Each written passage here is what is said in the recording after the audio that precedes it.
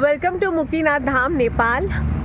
हम लोग मुक्ति धाम आने से पहले बहुत सारा रिसर्च किए थे कि टेम्परेचर क्या रहता है वहाँ पे। 108 दिव्य धारा जो है वहाँ पे हम लोग नहा पाएंगे कि नहीं नहा पाएंगे, मंदिर में कैसा दर्शन होता है, प्रसाद भोग वगैरह चढ़ाने को दिया जाता है कि नहीं। तो यूट्यूब पे ना मुझे बहुत मतलब कि ऑलमोस्ट डरा दिया गया था। मैं जितना भी वीडियो देखी ना उससे मैं डर गई थी कि नेगेटिव में टेम्परेचर रहता है, नहाने में बहुत ठंडा रहता है, दो कुंड हैं, दोनों कुंड में नहाना पड़ता है एंड ऑल। ऐसा कुछ भी नहीं है, मैं पूरा बताती हूँ। अगर आप नेपाल में मुक्तिनाथ धाम में दर्शन करना चाहते हैं तो आप नाइट स्टे कीजिए पोखरा में। पोखरा से लगभग 180 किलोमीटर है मुक्तिनाथ धाम ऊपर तक। और आप अर्ली मॉर्निंग पोखरा से सुबह 6 बजे से पहले या 6 बजे तक निकल जाइए। आप आराम से 12-1 बजे तक आप मुक्तिधाम पहुंच जाइएगा। 1 बजे आप चढ़ाई स्टार्ट कीजिए। 130 से 145 के बीच में रुकते हुए आराम से आप चढ़ जाइएगा। 350 के करीब सीढ़ी है, ज़्यादा सीढ़ी भी नहीं, और सीढ़ी का स्टेप्स भी बहुत छोटा छोटा, तो उसमें भी आपको कोई भी परेशानी नहीं आने वाली है। ये कंप्लीट होने के बाद आप जब वहाँ जाते हैं दिव्य धारा 108 दिव्य धारा में दर्शन नहाने के लिए, आराम से आप कोशिश कीजिए कि 12 बजे से दोपहर के 4 बजे तक ही आप दिव्य धारा में नहा लें, क्योंकि उस समय का टेम्परेचर थोड़ा अच्छा रहता है। तो स्नान ध्यान करने में मतलब ज़्यादा प्रॉब्लम नहीं आता। बच्चों के साथ भी आप आराम से वो स्नान कर सकते हैं। तो 4 बजे तक का टारगेट रखिए कि आप नहा के पूजा के लिए लाइन में लग जाइएगा। 108 धारा में नहाने के बाद बोलते हैं कि 2 कुंड है, दोनों कुंड में नहाना ज़रूरी है। तो एक्चुअल में क्या है ना कि जो 108 धारा है वही वाला जल दोनों कुंड में जाता है।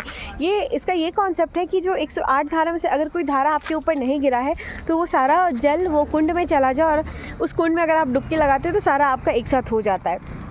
तो अगर आप 108 धारा में स्नान किए हैं अच्छे से तो आपको कुंड में नहाने की कोई आवश्यकता नहीं है। और अब जब जा रहे हैं तो ऑब्वियसली नहा के ही आइएगा।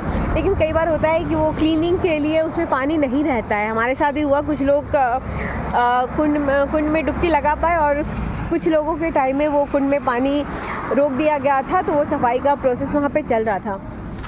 मेन आपको यही रखना है कि 2 से 12 बजे से लेकर 4 बजे के बीच में आपको स्नान कर लेना है। उसके बाद आप लाइन में लग जाइए। लाइन में ज़्यादा भीड़ नहीं रहता है, 15 से 20 मिनट में आपका आराम से नंबर आ जाएगा। और वहाँ पे अगर आपको फूल पत्ती प्रसाद भोग कुछ लेना है तो आप नीचे सीढ़ी पे ही ले लीजिए, क्योंकि ऊपर मंदिर में आपको कुछ भी चढ़ाने लायक नहीं मिलेगा।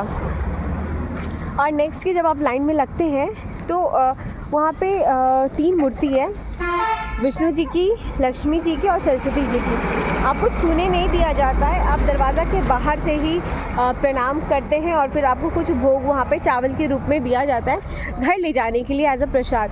तो वो आप लेके आ जाइए और फिर 4 से 5 बजे के बीच में आप नीचे आना शुरू कर दीजिए।